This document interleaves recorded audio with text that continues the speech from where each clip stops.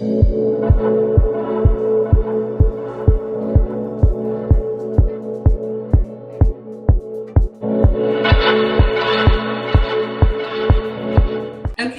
awesome. Cassadee, it's really nice to meet you. You too. Thanks for having me, Lauren. Of course, I'm Lauren. So this is very special to me because you are the first Grammy-nominated artist I've ever interviewed. You were the first woman to win The Voice. That's still so weird to me.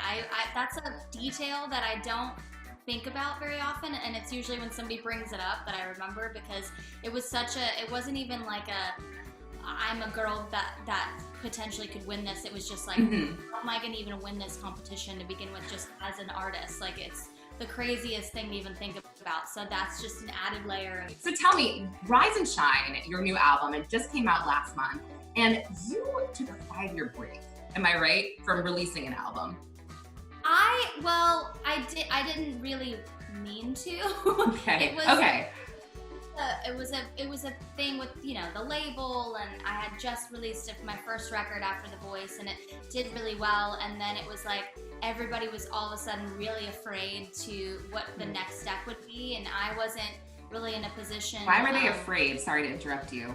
No, it's fine. I think there's just there's a huge hesitation in this town when it comes to like women and really getting behind a woman and putting your money into them and not maybe potentially not seeing it back, because unfortunately there is a pattern of that, and there's also a pattern of women doing really, really well and it becoming really successful, but I think there's more of a ratio of women not doing well because whatever the reason is. I think it's mostly the radio stations not playing them enough, but I think then it makes the labels oh my gosh, maybe this song wouldn't appeal to every person in the country, so let's not do this song. And oh, that song's a little rock and probably wouldn't do well on country radio, so let's not do that. So it's just many years of that.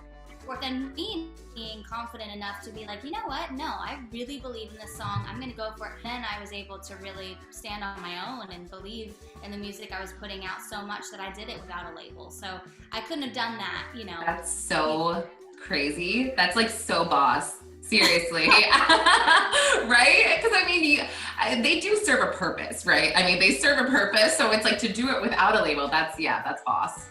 Yeah, thanks. You're welcome. And you, for Rise and Shine, you co-wrote all the songs.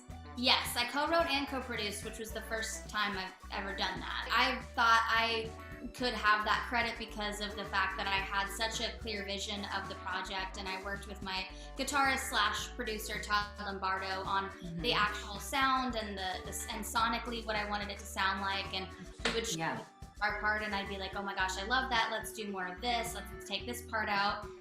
And then also just vocally producing myself really in the studio. Todd was obviously engineering and pressing record and all that stuff, but I was the one who was so adamant about using the right microphone that brought out the right tone in my voice. So I tested a few and picked the one I liked.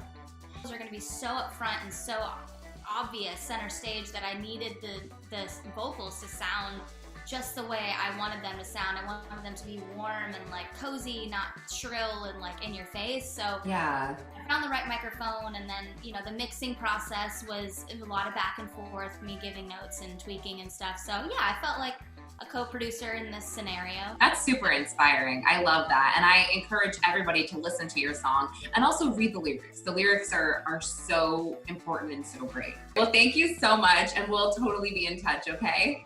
Sounds good. Thank you. Okay. Yeah, of course. Have a good one. Bye.